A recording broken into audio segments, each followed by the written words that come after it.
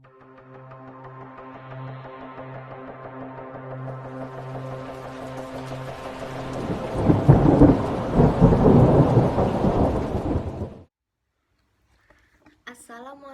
warahmatullahi wabarakatuh.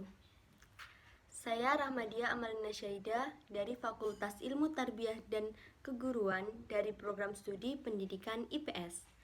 Di sini saya akan mempresentasikan hasil resum saya. Di sini saya akan menyampaikan resum dari Bu Ilvi Nurdiana.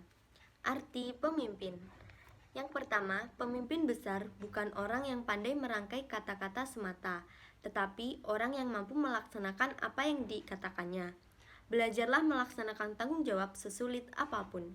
Yang kedua, pemimpin sejati bukan orang yang mampu memprovokasi dan mudah terprovokasi, tetapi yang mampu membangun jati diri dan memotivasi diri sendiri. Maka temukanlah jati diri untuk 4 tahun ke depan. Ketiga, pemimpin yang baik adalah orang yang mampu membuka pintu masa depan bagi orang lain, bukan orang yang selalu mencari kesalahan pihak lain. Karena itu, belajarlah mengedepankan positive thinking, jangan selalu menyalahkan orang lain. Yang keempat, pemimpin masa depan ialah orang yang mampu membesarkan alma maternya dengan prestasi-prestasi, bukan orang yang membakar alma maternya. Maka torehkanlah prestasi. Visi dari UIN Malang yaitu mewujudkan pendidikan tinggi integratif dalam memadukan sains dan Islam yang bereputasi internasional. Misi dari UIN Malang yaitu mencetak sarjana yang berkarakter ulul albab dan juga menghasilkan sains, teknologi, seni yang relevan dan budaya sains yang tinggi. UIN Malang menjadikan pengelola BLU terbaik di PTKIN dan juga akreditasi institusi A dan juga akreditasi prodi 50% A dan terdapat sertifikasi internasional AUN QA dan juga WEBO 2019 peringkat 2 se-PTKIN dan masih banyak lagi. Di UIN Malang terdapat 2 mahat, yaitu Mahat Al-Jamiah dan Mahat Al-Ali. Mahat Al-Jamiah adalah mahat wajib 1 tahun untuk mahasiswa baru yang ada di semester 1 dan 2. Sedangkan Mahat Al-Ali yaitu mahat yang sampai lulus atau mahasiswa itu adalah mahasiswa pilihan yang sudah melalui tes dari mahat sendiri. Di UIN Malang juga terdapat latihan bahasa 1 tahun, yaitu banyak bahasa Arab, bahasa Inggris, dan masih banyak lagi. Di pusat bahasa juga terdapat 3, yaitu online test, latihan menyimak, dan buku ajar. Dan di situ kita bisa belajar tentang bahasa. Kampus 3 di UIN Malang ini akan dikembangkan kampus 3 sebagai fakultas kedokteran. Di sini saya akan mempresentasikan hasil resum saya, yaitu dari Bapak Isrohun Najah. Sasaran strategis. UIN telah memiliki pengakuan dan reputasi internasional, dan juga terdapat penguatan dan peningkatan kerjasama antar institusi, perguruan tinggi, industri, lembaga publik, dan sosial. UIN ini juga termasuk 10 kampus terbaik di Islam, dan juga bekerja sama dengan BUMN atau BUMD dalam rangka peningkatan pendidikan dan pelatihan mahasiswa. UIN Malang juga sedang berproses untuk membangun kampus 3 dan juga telah bekerja sama dengan PTN Smart University, kerjasama dengan investor dalam rangka pemanfaatan aset, kerjasama bersama UNIF yaitu Universitas Unturman, UNIF Islam Internasional Afrika, UNIF Al-Quran Al-Karim, UNIF Ar-Rifaq, dan masih banyak lagi. Pengembangan kelembagaan di beberapa seperti Fakultas Sains yang juga akan membuka teknik mesin sipil. Kampus mempersiapkan untuk menjadi PTNBH, perguruan tinggi basis hukum. Perguruan tinggi yang berkesempatan mengelola secara mandiri dan menjalankan operasional sendiri tanpa ketergantungan dengan pemerintah. UIN Malang ini juga memiliki Halal Center, dan juga dengan banyaknya PTN di luar negeri yang bekerja sama dengan UIN, maka akan memberikan kesempatan fasilitasi pendidikan lanjutan seperti S2, S3, dan yang lain-lainnya. Di UIN Malang juga terdapat LP3M yang akan mengawasi semua proses pendidikan. Adanya pertukaran dosen di luar negeri. UIN Malang juga banyak diminati oleh banyak mahasiswa dari negara sahabat, yang terhitung sekitar 39 negara yang mempercayakan diri untuk ikut bersama UIN Malang. Adanya peningkatan pendidikan dan pelatihan mahasiswa untuk menitipkan mahasiswanya magang di perusahaan multinasional, sehingga pada masanya yang bersangkutan ketika lulus dengan mudah untuk mendapatkan lapangan kerja. Di sini saya akan mempresentasikan hasil resume saya tentang DEMA, atau disebut juga Dewan Eksekutif Mahasiswa Universitas. DEMA adalah organisasi intrakampus yang merupakan lembaga eksekutif mahasiswa di lingkungan ataupun di level universitas. Ada beberapa lingkungan, yaitu lingkungan universitas dengan fakultas turunannya. Fungsi DEMA: 1. Sebagai pelaksana program organisasi kemahasiswaan. 2. Sebagai lembaga yang mengkoordinasikan dan menginstruksikan pelaksanaan kegiatan kemahasiswaan di tingkat universitas. Tugas DEMA: 1. Melaksanakan program kerja organisasi yang sudah disepakati Senat Mahasiswa atau SEMA Universitas. 2. Mengkomunikasikan dan menginformasikan kegiatan kemahasiswaan di tingkat universitas.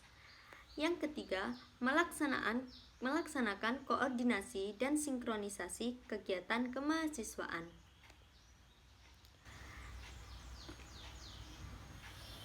Kampus di bawah naungan Kemendikbuddikti, organisasi ini disebut BEM, Badan Eksekutif Mahasiswa.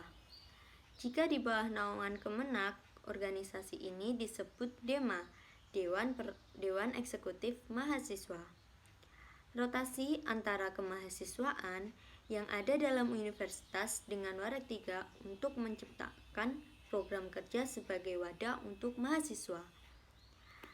Keinginan DEMA UIN Malang yaitu upaya pengembangan ataupun soft skill dari mahasiswa UIN Malang. Di sini juga terdapat juga Kementerian Sosial Hukum dan Politik.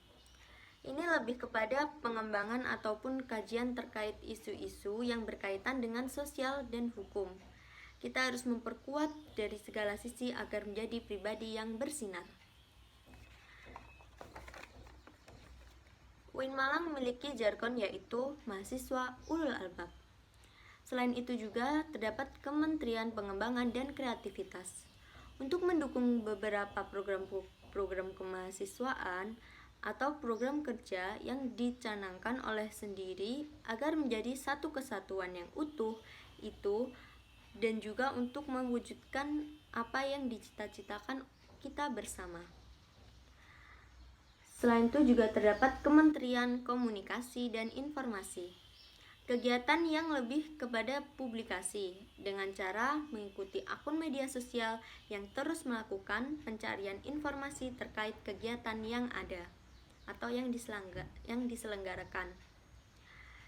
Struktur kepengurusan dari DEMA terdapat 1 ketua, BEM jajaran, wakil ketua, sekretaris, bendahara umum, sekretaris kementerian, dan juga terdapat partner kerja lembaga legislatif yaitu Senat Mahasiswa atau SEMA. Ini saya akan mempresentasikan hasil resume saya tentang Senat Mahasiswa Universitas. Senat Mahasiswa Universitas atau disebut SEMA. Ketua Senat Universitas 2021 yaitu Kak Muhammad Adib Fanani, jurusan Agama Islam 2021. Sekretaris Jenderal Senat Universitas 2021 yaitu Amanarul Ilmi, Fakultas Humaniora. Senat Mahasiswa adalah organisasi berperan sebagai lembaga legislatif yang mengkoordinasi Dema UKM dan HMJ, merumuskan perundang-undangan dan peraturan organisasi di universitas. Fungsi SEMA yaitu advokasi, legislasi, pengawasan, dan penganggaran.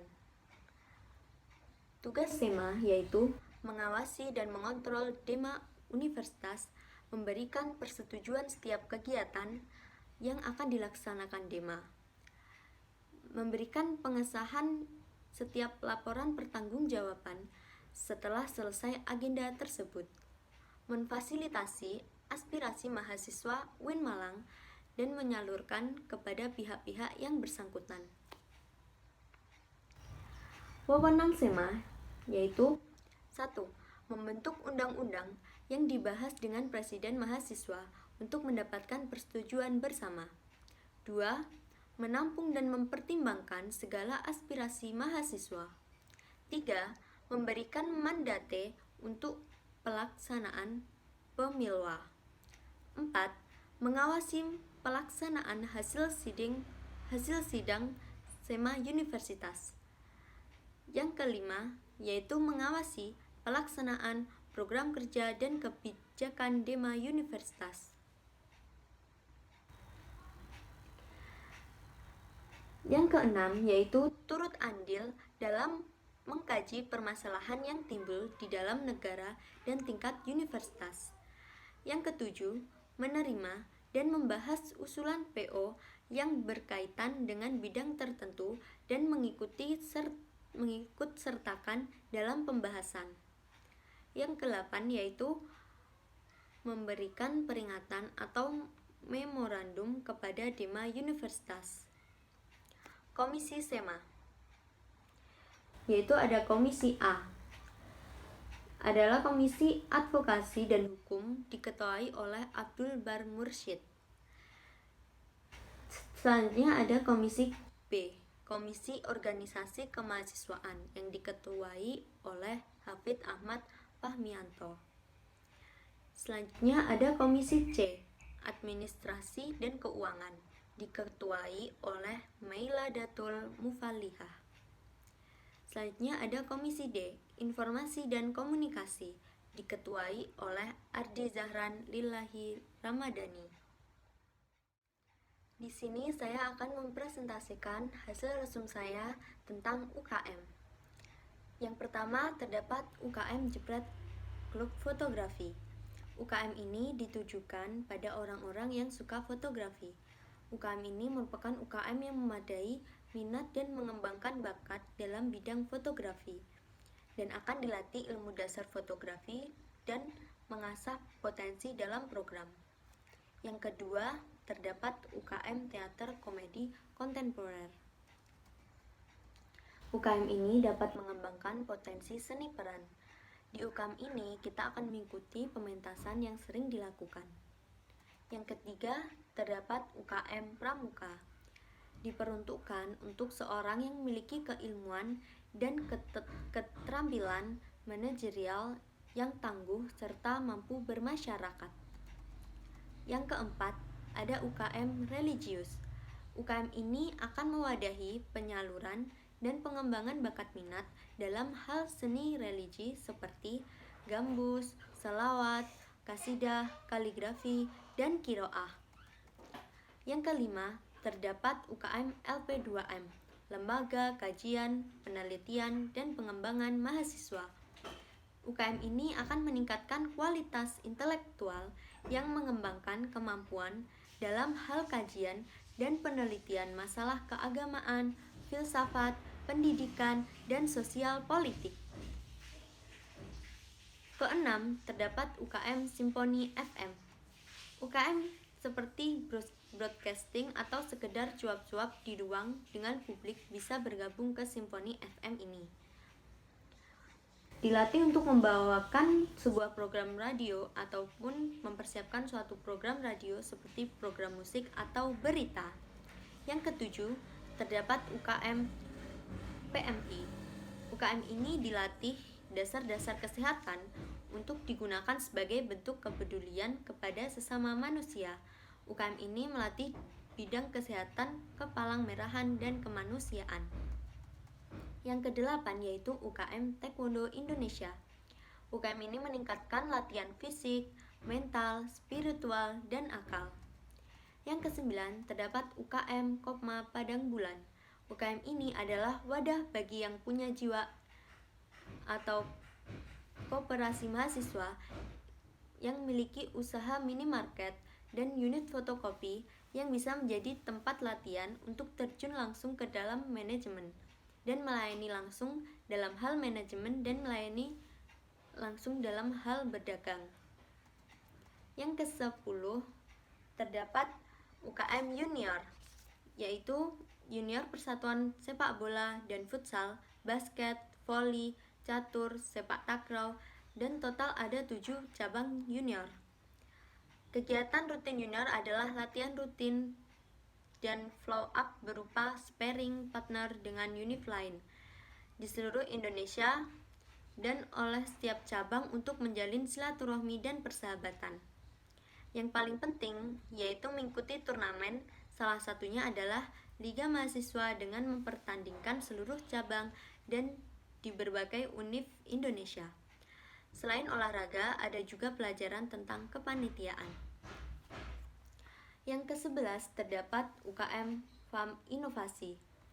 Tidak hanya dilatih tentang jurnalistik, tetapi juga kemampuan desain grafis, fotografi, penguatan wacana teoritis, karikatur, dan hal lainnya yang berkaitan dengan penerbitan media, apalagi media berupa bacaan masalah inovasi.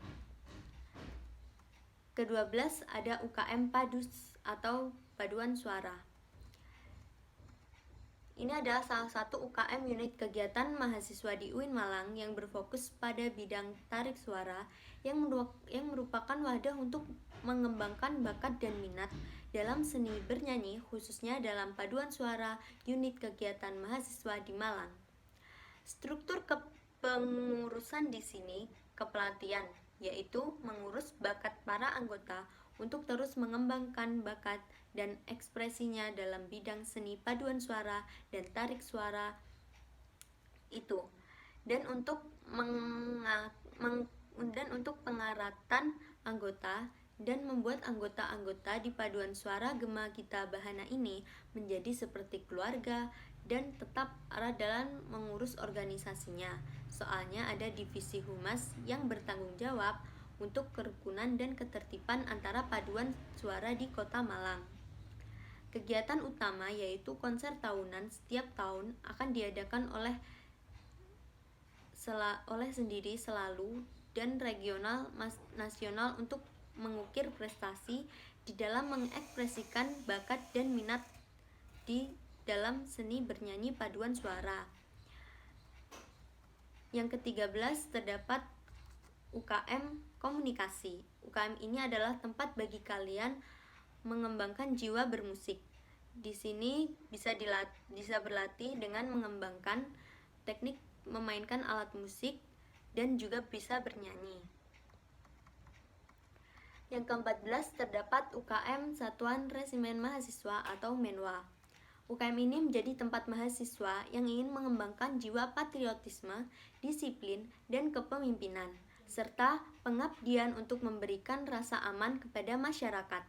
MENWA di sini didirikan dengan pada dasarnya kita latihan ditugaskan untuk selalu memiliki unsur pemimpin.